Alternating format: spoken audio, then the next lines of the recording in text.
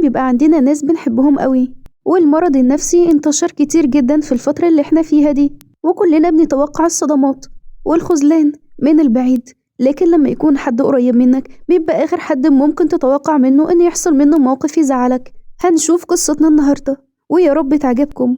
نبدأ بالصلاة على سيدنا محمد عليه أفضل الصلاة وأتم التسليم، ويلا بينا. بتبتدي قصتنا مع ملك بنت سافرت اتعلمت بره مصر، ورجعت تاني الصعيد عند أهلها، واتجوزت بعد ما خلصت دراسة على طول. وبيكونوا دينا وملك قاعدين في بيت باباهم. رفضت العريس اللي جاني. هو انت مالك فرحانة كده ليه؟ على فكرة دي حاجة كويسة ان يتقدم لك عريس، والراجل اللي اتقدم لك كان كويس. كنت عايزة ايه يعني تاني؟ أنا عايزة اتجوز جوازة زي جوازتك ما تقلش عنها أبدا، ومش هتجوز أي جوازة بإذن الله. طب وهو العريس اللي اتقدم لك كان ماله؟ سواء الشغل ولا الماديات، وعنده عربية وبيته وشكله، ما كانش ناقصه أي حاجة. تقدري تقوليلي بقى سبب مقنع بسبب رفضك ليه؟ ايه مشكلتك معاه؟ يا بنتي ايه اللي انت اما تقوليه ده؟ هو كل تفكيرك في الماديات؟ انا مش عايزة ماديات، انا بتكلم فيه هو نفسه كراجل. شكله كويس قوي واخلاقه محترمة جدا، وبعدين انت لحقتي تشوفي منه ايه؟ انت قعدتي معاه شوية قد كده وبعدين طلعت قلت مش عايزاه.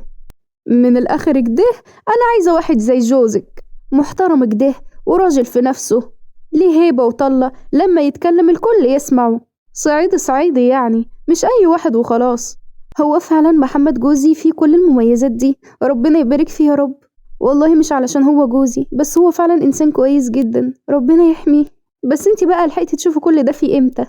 هو انا اقدر انسى انه لما كان عندي مشكلة عند الميكانيكي لما انتي بعتيه، هو بس دخل الميكانيك ده بعد ما الناس كلها كانت اما تغلطني كله اتخرس، بعد ما كان صوتهم جد كده وكانوا عمالين يغلطوني. ساعتها حسيت يعني ايه يبقى معاكي راجل بجد، امن وامان ويخرس اي حد يجي ناحيته.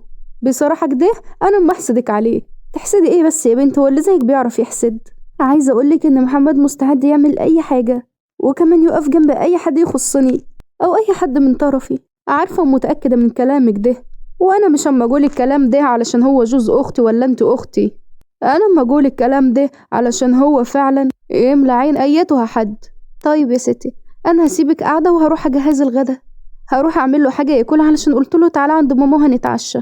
ماشي يا ست، قوم اعمل اللي انت عايزاه واني هعمل مكالمة كده. الو يا سيف، فينك يا عم؟ ليك وحشة. ايوه يا دينا، عاملة ايه؟ ما تيجي كده يا عم اقعد معانا شوية، ده حتى ملك موجودة هنا عندينا ومتجمعين هنا عند امي. تعالى، مش انت كنت عاوز تتكلم معاها؟ هو ايوه اكيد كان نفسي اكلمها، بس مش معنى كده ان هروح اكلمها بجد يعني، ده مهما كان بقت متجوزة دلوقتي. في ايه يا دينا؟ هو انا عشان فضفضت معاكي بكلمتين تتصل تقوليلي ايه؟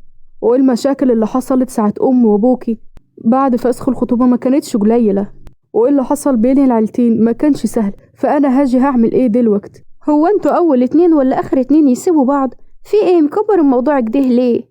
عادي، كل واحد بقى عنده حياته الخاصة. هي كده اتجوزت وانت هتشوف طريقك، بس مش معنى كده انه تفضلوا متخاصمين طول العمر كله. ما تكفلش العلاقات كده، وانا عارفة انك لسه متخططش الموضوع.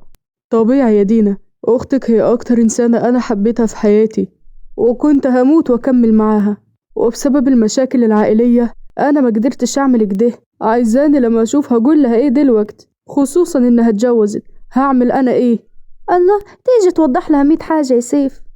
هو انت ما عندكش وسط؟ يا تبقوا حبايب يا تبقوا اعداء. على فكرة عادي جدا تبقوا اصدقاء، وتوضح لها انها غالية عندك، وان كل اللي حصل ده كان غصب عنك، وان اللي بيحصل بين العيلتين ده انت مالكش دعوة بيه. في 100 حاجة تتقال. ايوه انا فاهمك اكيد، بس افرض جيت وجوزها موجود طب علينا فجأة، ساعتها اكيد يعني مش هيرضى، وانا مش عايز مشاكل. ساعتها انا اعمل ايه؟ لا ما تخافش، جوزها مش جاي دلوقتي خالص، وخليه يا عم يجي عادي، ابن عمتها. ايه المشكلة يعني؟ انتوا خلاص ما بقيتوش في حياة بعض، اتنين ارتبطوا وفسخوا، فيها ايه يعني؟ هو دلوقتي جوزها، اقعد اتكلم معاه وتعرف عليه، مش هيجري حاجة يعني، وانت في الاول وفي الاخر ابن عمتنا، وهنفضل طول عمرنا قرايب وصحاب. خلاص ماشي، انا جاي دلوقتي. ايوه كده، هو ده سيف الجدع اللي انا اعرفه. يلا ما تتأخرش. سلام. عيد الجمايل يا ست، ظبطتلك الأكل كله لوحدي. عندي ليكي مفاجأة، سيف جاي. سيف مين؟ سيف ابن عمتك اللي كان خطيبك. مالك؟ انتي بتهزري يا دينا؟ انتي عايزة جوزي يجي يلاقيني قاعدة مع اللي كان خاطبني؟ لا، ما هو مسموش اللي كان خاطبك، اسمه ابن عمتك جريبك عادي جدا يعني. وبيرن جرس الباب. ده أكيد محمد جوزي. بعد إذنك كلمي سيف وقولي له ما يجيش، واعتذري له بأي حجة. أنا مش عايزة مشاكل، حرام عليكي، أنا لسه متجوزة وبقول يا هادي. وبتمشي ملك من قدامها تفتح الباب. ده أنا هكلم مستعجل وكمان. خلينا نتفرج بس كده. محمد عامل إيه؟ ليك وحشة والله. أنا الحمد لله تمام وموجودة اهو على طول. كنت لسه بتكلم مع ملك وجبت سيرتك. كنت أما أقولها إني مش هتجوز أي حد غير لما يكون شبهك، وفي كل تفصيلة في شخصيتك، هيبتك، طريقتك، وكل حاجة. ربنا يخليك يا رب، انت برضه زي أختي الصغيرة، وكمان إن شاء الله هتتجوز اللي أحسن مني.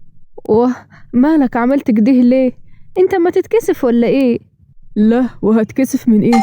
وبيرن جرس الباب وبيكون سيف. انتوا مستنيين حد ولا ايه؟ ايوه ده اكيد سيف. سيف مين؟ ابن عمتنا اللي كان خاطب ملك. غريبة، اشمعنى يجي دلوقتي يعني؟ لا، انا اكيد معرفش، بس هو عارف ان انا وملك بنتجمع كل يوم خميس هنا عند امي. انا هجوم افتح انا. مساء الخير، عاملين ايه؟ محمد جوز ملك، وسيف ابن عمتي، واللي كان المهم هو ابن عمته وخلاص. اهلا وسهلا يا محمد، فرصة سعيدة. وبتدخل ملك وبيبان على وشها التوتر الجامد. الاكل جاهز يا جماعة، اتفضلوا. ازيك يا سيف، عامل ايه؟ لا، خلي الاكل ليهم هما، يلا بينا نمشي. اقعد يا محمد، في ايه؟ هو احنا لسه قعدنا؟ لا، اجده حلو جوي، انا جاي من الشغل تعبان وعايز امشي.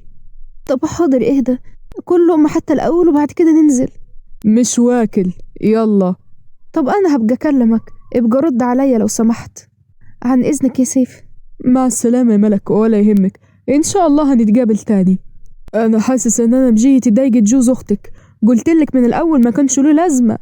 لا مش مشكلة، هو اصلا يومه ما كانش حلو في الشغل، الموضوع ملوش علاقة بيك. هظبط لك انا مرة واخليك تقعد وتتكلم وتتحاكى كمان مع ملك. ان شاء الله يحصل باذن الله.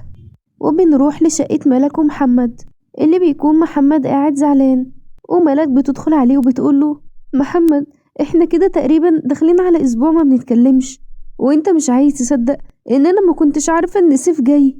اكيد يعني مش هبقى عارفة ان اللي كان خطيبي جاي وهفضل قاعدة.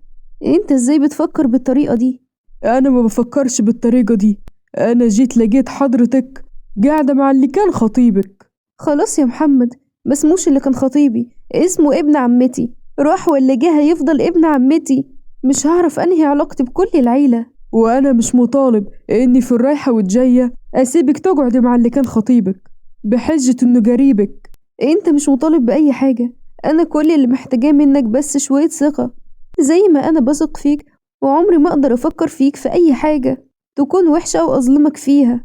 اخر مرة اقولك ومنع للمشاكل، وعشان اللي بينا يفضل بينا، وصدقيني المرة الجاية مش هتعدي، ومش هتبقى حتى شبه المرة دي. انت وسيف مالكوش دعوة ببعض، وما تحتاجوش ببعض، وكل واحد فيكم ملوش دعوة بالتاني، واظن ان ده حقي. ايوه طبعا حقك، وهعمل اللي انت عايزه. انا عايزة بس يكون في شوية ثقة بينا، وتكون متفاهم شوية معايا، وبعدين انا مش عايزة انزل ابات عند ماما وانت زعلان مني. لا خلاص، مش زعلان منك، او هحاول ما بقاش زعلان منك، بس يا ريت الموضوع ما يلفش ويدور، او اجي الاقيكي في الاخر قاعدة مع سيف. ما تقلقش، اكيد هو مش هيجي تاني. انا هقوم انا بقى، وانا مجهزة الاكل بتاعك، قوم كل قبل ما يبرد، ولما اتصل بيك في اي وقت برد. وفعلا بتروح ملك عند مامتها وبتقعد مع اختها دينا، ودينا بتقول لملك: هو فيه ايه يعني؟ من الاسبوع اللي فات ما كلمتنيش خالص واختفيتك ده، هو ايه اللي حصل؟ انا بصراحة بقى اتضايقت منك خالص من اخر موقف حطيتيني فيه مع محمد. على فكرة الموضوع بجد كان هيوصل للطلاق، مش هزار. هو ايه يا اختي الافورة دي؟ مش اي حاجة يقولك عليها محمد جوزك تستسلمي كده. هو أنا أيوة بحبه وبحترمه، بس برضك كل حاجة يبقى ليها حدود. وسيف ده ابن عمتك، رحنا جينا هنفضل جرايب. انت عارفة كويس قوي ان هو مش هيقدر يقدر العلاقات والحاجات العائلية اللي بينا دي واللي انت بتتكلمي فيها. هو بالنسبة له ديت اللي كان خطيبي. ملناش دعوة بقى بتفكير جوزك. انا كل اللي اعرفه ان احنا جرايب وهنفضل جرايب.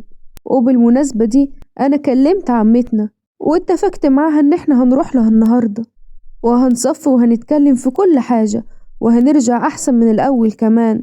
انت بتهزري صح؟ يعني بعد كل اللي حكيتهولك ده جاية تقوليلي كده؟ انت مش متخيلة المشاكل اللي هتحصل من كده؟ هو ده الواقع.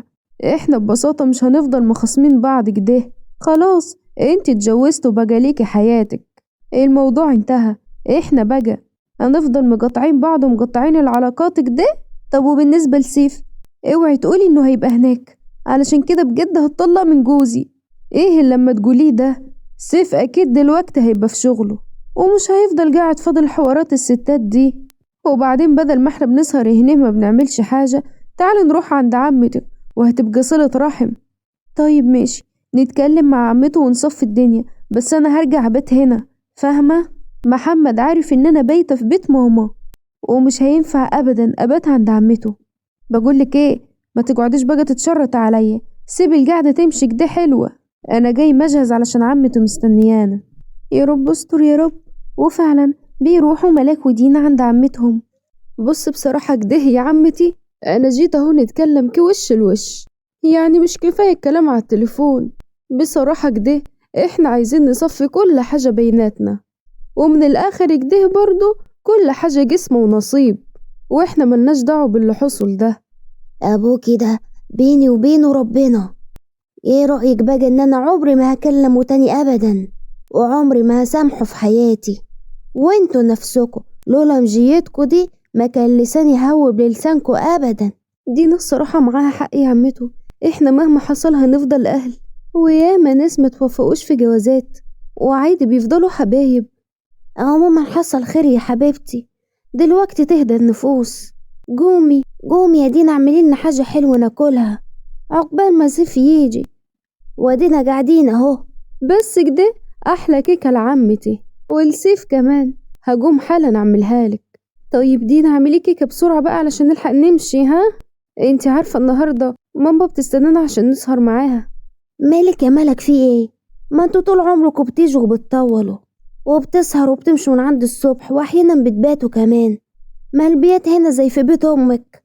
لا يا عمته، ما انا برضو مش قايله لجوزي ان انا هبات هنا، هو فاهم ان انا هبات عند ماما. عادي يا حبيبتي، كلميه عرفيه ما فيهاش حاجة دي، ده انت في بيت عمتك. خلاص يا عمت، انا هتصرف. وعجلي ملك كده وخليها قاعدة علشان نحل اللي بينها وبين سيف كمان. انا هقوم انا اعمل الكيكة. وبتدخل دينا لجوه وبتروح تكلم سيف. الو، ايوه يا سيف، احنا عندك هنا في البيت، يلا بسرعة ما تتأخرش، انا مش هعرف الاقيلك فرصة احسن من دي علشان تصفي اللي بينك وبين ملك اختي. باي باي. عاملة ايه مع جوزك وعاملة ايه في الجواز؟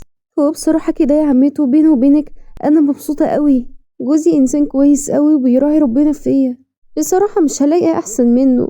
ربنا يخليه ليكي يا حبيبتي. وبنروح لدينا اللي برضو بتكلم محمد. قال له يا محمد عامل ايه؟ انا كويس الحمد لله يا دينا، انت عامله ايه؟ معلش، انت عارف ان انت بالنسبة لي السوبر هيرو بتاعه اللي بيعمل لي كل حاجة، انا قصدك في خدمة كده.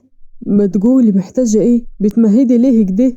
اصلا انا تعبانة شوية ومحتاجاك تجيب لي الادوية بتاعتي من البيت، وطبعا انا ما قدرش ارجع المشوار ده كله. الف سلام عليكي، بس مشوار ايه ده؟ ده انت بيتك جنب امك، ولا انت للدرجة دي تعبانة؟ لا احنا مش في شقتي، احنا بايتين النهاردة انا وملك عند عمتي، ما تعرفش ولا ايه؟ انت ما تهزر ولا تتكلم بجد؟ انا كل اللي اعرفه من ملك ان انتوا بايتين في بيتكو عند امك، ما اعرفش حاجة غير كده. يا لهوي، انا اسفة، معرفش ان انت معرفش حاجة، مش عايز اعمل مشاكل بينكو. ربنا ما يجيب مشاكل، سلام دلوقتي. الكيكة جهزت يا عمتي، احلى كيكة بقى اللي ناكلها سخنة من ايد دينا. وبنروح لشقة